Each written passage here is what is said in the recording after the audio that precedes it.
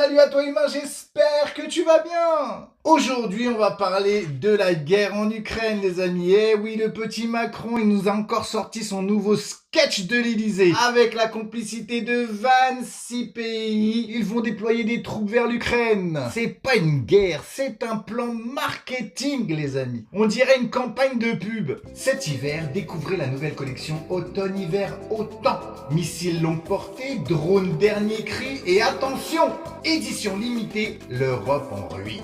Et Macron, il adore ça. Il a trouvé son nouveau rôle, le petit Napoléon du PMU. Le mec veut sauver l'Ukraine alors qu'il est même pas foutu de sauver la Creuse. Et oui, tu l'as bien vu, tu l'as bien entendu, tu l'as bien compris. Il veut envoyer des troupes avec ses 26 pays. Mais pas sur le front, non, non, non. Parce que faut pas déconner, mourir c'est pour les autres. Donc on envoie des soldats en mode Airbnb de guerre, une chambre à 200 km des missiles, petit-déj inclus, vue panoramique sur les cadavres. C'est pas drôle. Clou du spectacle, Manu accuse la Russie de faux semblants. Sérieux? Toi mon gars qui transforme la retraite en partie de cache-cache. 62 ans, pouf, disparu. 64 ans, pouf, disparu aussi. À ce rythme-là, à 90 piges, on sera encore caissier chez Lidl avec une sonde urinaire branchée sur la caisse automatique. Eh ouais les amis. Et Ursula, Ursula, c'est pas une présidente de commission, c'est une télévendeuse. Chaque fois qu'elle parle, je m'attends à entendre.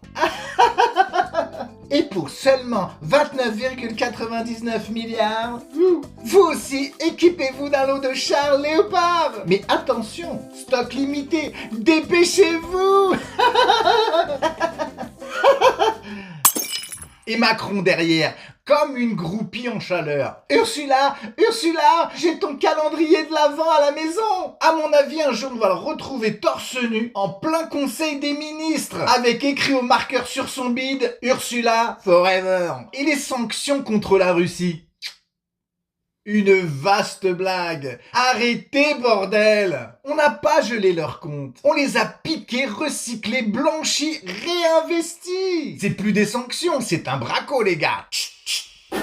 Résultat, toi tu choisis entre mettre du beurre dans tes pâtes ou de l'essence dans ta bagnole. Eux tartines de caviar trempées dans le champagne. On nous dit que c'est pour sauver la démocratie. Oh la blague! Non mais, quelle démocratie, sérieux? Celle où tu votes Macron ou Le Pen et dans tous les cas, tu finis avec ta facture EDF dans le...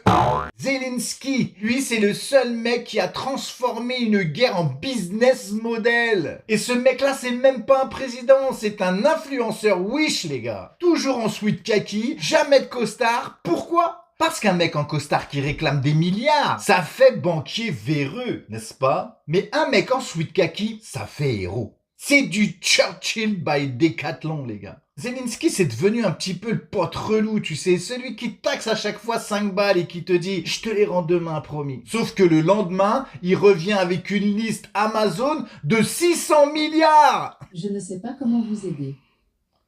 Et t'as vu, même Amazon, elle est perdue.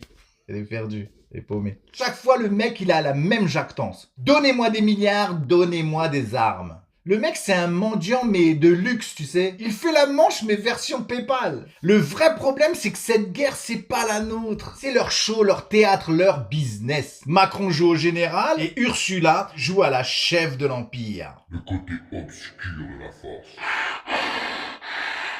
Je suis ta mère, fils de... No!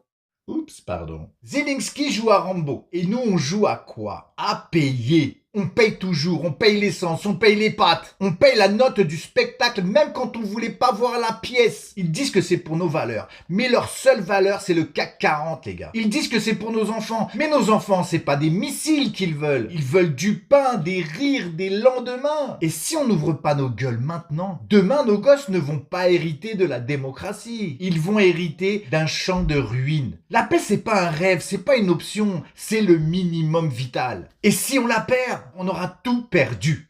Alors juste une question. Comment on fait pour garder la paix? Voilà les amis, j'espère que cette vidéo vous a plu. Partagez-la en masse s'il vous plaît. Abonnez-vous si ce n'est pas déjà fait. Je vous embrasse très fort et je vous dis à très bientôt. Ciao. Non mais c'est vrai, comment on fait pour garder la paix?